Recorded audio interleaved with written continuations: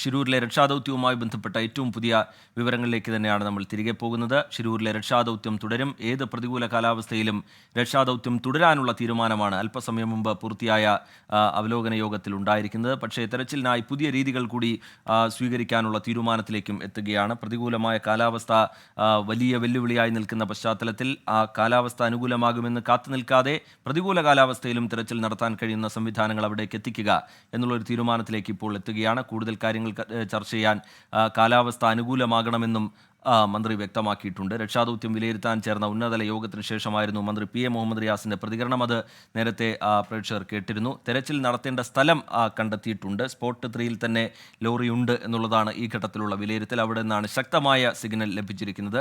Lorry അവിടെയുണ്ട് എന്നുള്ള ഒരു ഔദ്യോഗികമായ ഒരു സ്ഥിരീകരണത്തിലേക്ക് രാത്രിയോടുകൂടിയൊക്കെ തന്നെ സാങ്കേതിക വിവരങ്ങളുടെ അടിസ്ഥാനത്തിൽ രാത്രിയോടുകൂടിയൊക്കെ തന്നെ സ്ഥിരീകരിച്ചുകൊണ്ട് എത്താൻ കഴിയും എന്ന് കരുതുന്നുണ്ട്. ഇതുവരെ മനുഷ്യ സാന്നിധ്യം കണ്ടെത്താൻ കഴിഞ്ഞിട്ടില്ല.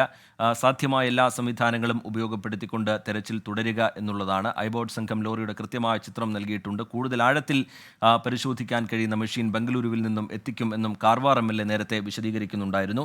നദിയുടെ ഉപരിതലത്തിൽ പൊങ്ങിക്കിടക്കുന്ന ആ സംവിധാനം അത് ഉപയോഗപ്പെടുത്തിക്കൊണ്ട് എത്രത്തോളം മുന്നോട്ട് കൊണ്ടുപോകാൻ ദൗത്യം എത്രത്തോളം മുന്നോട്ട് കൊണ്ടുപോകാൻ ദൗത്യസംഘത്തിന് കഴിയും എന്നുള്ളത് വരും മണിക്കൂറുകളിൽ നമുക്ക് കണ്ടു തന്നെ അറിയണം. എങ്കിലും ഡൈവിങ്ങിന് സൗകര്യമൊരുക്കുന്ന തരത്തിൽ അതിന് പ്രവർത്തിക്കാൻ കഴിയും എന്നുള്ളതാണ് ഈ ഘട്ടത്തിൽ നമ്മൾ മനസ്സിലാക്കുന്നത്.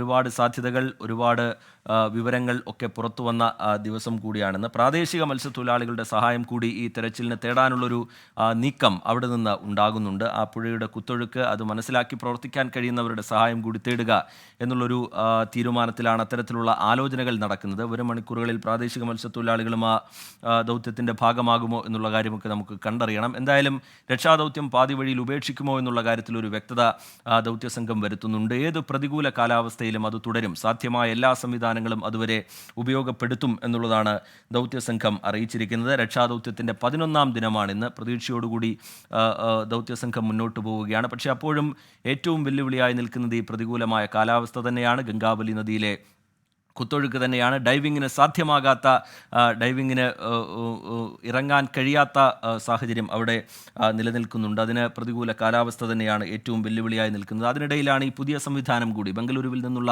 പുതിയ സംവിധാനം കൂടി എത്തിക്കാൻ പോകുന്നത്. അങ്ങനെ ഈ പ്രതികൂല കാലാവസ്ഥ നിലനിൽക്കെ തന്നെ അതിനെ മറികടക്കാൻ കഴിയുന്ന സംവിധാനങ്ങൾ ഉപയോഗിച്ചുകൊണ്ട് തെരച്ചിൽ നടത്തുക എന്നുള്ളതാണ് ദൗത്യസംഘം ആലോചിക്കുന്നത്. സ്പോട്ട് 3 ആണ് ഏറ്റവും പ്രധാനപ്പെട്ട ഇടം, ഏറ്റവും ശക്തമായ സിഗ്നൽ കിട്ടിയിരിക്കുന്ന ഇടം. പക്ഷേ അവിടേക്ക് എത്തുക എന്നുള്ളത് ഏറെ ദുഷ്കരമായ കാര്യമാണ്. ഷഫീദ് റാവുത്തർ കൂടി ചേരുന്നുണ്ട് വിവരങ്ങളുമായി. ഷഫീദ്, ഇപ്പോൾ ദൗത്യസംഘം അഭിമുഖീകരിക്കുന്ന വെല്ലുവിളികൾ, കൂടുതൽ സംവിധാനങ്ങൾ ഉപയോഗപ്പെടുത്താൻ പോകുന്ന പുതിയ നദിയുടെ ഉപരിതലത്തിൽ പൊങ്ങിക്കിടക്കുന്ന പുതിയ സംവിധാനമൊക്കെ എങ്ങനെയാണ് എന്നുള്ള കാര്യം നേരത്തെ നമ്മൾ ചർച്ച ചെയ്തിരുന്നു.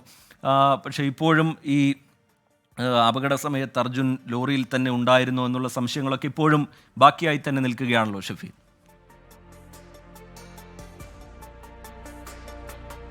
ഉറപ്പായും റിജിത്ത, നമുക്ക് ഒരു 1.5 മണിക്കൂറിനുള്ളിൽ ചില വിശദമായിട്ടുള്ള വിവരങ്ങൾ ഇതുമായി ബന്ധപ്പെട്ട് അറിയാൻ കഴിയും എന്നുള്ളതാണ്. നമുക്കകത്ത് ഈ ഡ്രോൺ പരിശോധന നടത്തിയ സംഘത്തിൽ നിന്നും, അതായത് റിട്ടയർഡ് മേജർ ജനറൽ ഇന്ദ്രബാലൻ സാറിന്റെ സംഘത്തിൽ നിന്ന് നമുക്ക് ലഭിക്കുന്ന വിവരം. അല്പസമയത്തിനുള്ളിൽ അതുമായി ബന്ധപ്പെട്ട വളരെ നിർണായകമായിട്ടുള്ള വിവരം നമുക്ക് ലഭിക്കും. 3ാമത്തെ സ്പോട്ട് കേന്ദ്രീകരിച്ചുകൊണ്ട് കൂടുതൽ പരിശോധന നടത്തുമെന്നാണ് ഇപ്പോൾ അല്പസമയം മുൻപ് കാർവാർ MLAയും അതേപോലെ തന്നെ മറ്റുള്ളവരും പറഞ്ഞിട്ടുള്ളത്. വീണ്ടും ഒരു അവലോകന യോഗം 7:30 ചേരുന്നുണ്ട്.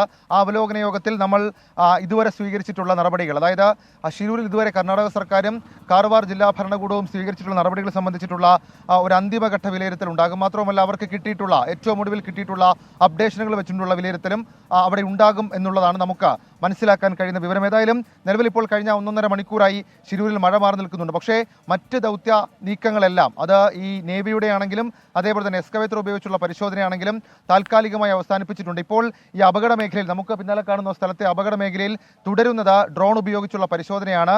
ചില നിർണായക സിഗ്നലുകൾ ലഭിച്ചു എന്നുള്ള വിവരം നമ്മൾ നേരത്തെ തന്നെ പറഞ്ഞതാണ്. പക്ഷേ അത് 3ാം പോയിന്റ് കേന്ദ്രീകരിച്ചുകൊണ്ട്, 3ാം സ്പോട്ട് കേന്ദ്രീകരിച്ചുകൊണ്ടുള്ള സിഗ്നലാണെന്നുള്ള വിവരം അല്പസമയം മുൻപ് കാർവാർ MLA പറഞ്ഞിട്ടുണ്ട്. അതൊരു പക്ഷേ ഒരു ഇമേജിന്റെ ഒക്കെ രൂപത്തിൽ വരും മണിക്കൂറുകൾ നമുക്ക് ലഭിക്കും എന്നുള്ള കാര്യവും നമുക്ക് പ്രതീക്ഷിക്കാം. അതേപോലെ ഫ്ലോട്ടിംഗ് പാൻറ്റൂൺ, അതും വരും മണിക്കൂറുകളിൽ ഇവിടേക്ക് എത്തിക്കും. പക്ഷേ ഇന്ന് ഫ്ലോട്ടിംഗ് പാൻറ്റൂൺ വിരിക്കുന്ന പരിപാടിയിലേക്ക്, അല്ലെങ്കിൽ അത് ഉപയോഗിക്കുന്ന പരിപാടിയിലേക്ക് കടക്കാൻ സാധ്യത കുറവാണ്. കാരണം വൈകുന്നേരത്തോടു കൂടി ഇരുട്ടാകും. അതിനും അപ്പുറത്തേക്ക് നദിയിൽ ജലനിരപ്പ് വീണ്ടും ഉയരാൻ സാധ്യതയുണ്ട്.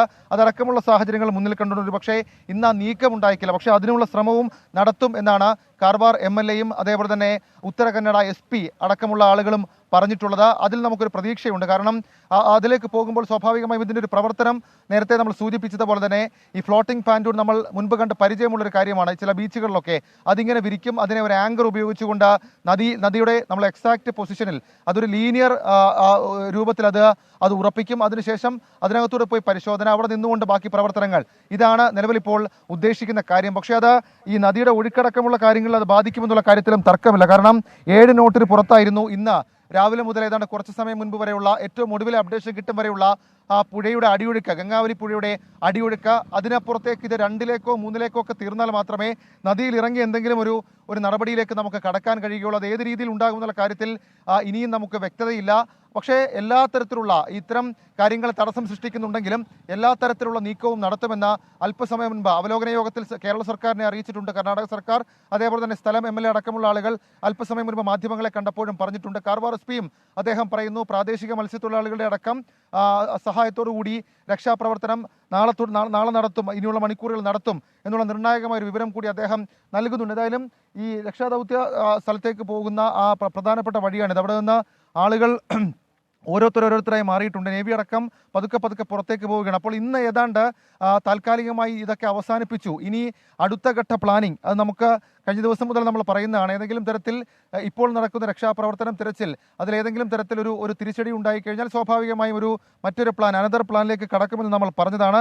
ഏതായാലും നമ്മളിപ്പോൾ eagerly waiting for one thing. അത് ഈ റിട്ടയർഡ് മേജർ ജനറൽ ഇന്ദർപാൽ നൽകുന്ന അവസാനത്തെ ഡ്രോൺ പരിശോധനയുടെ വിവരങ്ങളാണ്. അതിലേതെങ്കിലും തരത്തിലുള്ള സൂചനകൾ ഉണ്ടോ എന്നുള്ള കാര്യമാണ് നമ്മൾ പ്രധാനമായും പരിശോധിക്കുന്നത്. ആ പരിശോധന അല്പസമയത്തിനുള്ളിൽ, നമുക്ക് ആ പരിശോധനയ്ക്ക് ശേഷം അല്പസമയത്തിനുള്ളിൽ ആ വിവരം കിട്ടുകയും ചെയ്യും. ഏതായാലും നമ്മുടെ പ്രിയപ്പെട്ട അർജുൻ എന്ത് സംഭവിച്ചു എന്നുള്ള കാര്യം 11ാം നാളും അല്ലെങ്കിൽ ഈ ദിവസവും നമുക്ക് ഈ ദിവസം അവസാനിക്കാറാകുമ്പോൾ നമുക്കൊരു നിരാശയുടെ സൂചനകൾ, നമുക്ക് വൈകുന്നേരമാകുമ്പോൾ നിരാശയുടെ സൂചനകൾ. ഷഫീഖ് റാവുത്തറാണ് വിവരങ്ങൾ നൽകിക്കൊണ്ടിരിക്കുന്നത്. രക്ഷാദൗത്യത്തിന്റെ 11ാം നാളിലും ലക്ഷ്യം പൂർണ്ണമായി നമുക്ക് ആ ലക്ഷ്യത്തിലേക്ക് എത്താൻ കഴിയുന്നില്ല. ഒരുപാട് ചോദ്യങ്ങൾ ബാക്കിയായി നിൽക്കുകയാണ്. വളരെ പ്രധാനപ്പെട്ട വിവരം അല്പസമയത്തിനകം തന്നെ ലഭ്യമാകും എന്നുള്ളതാണ്.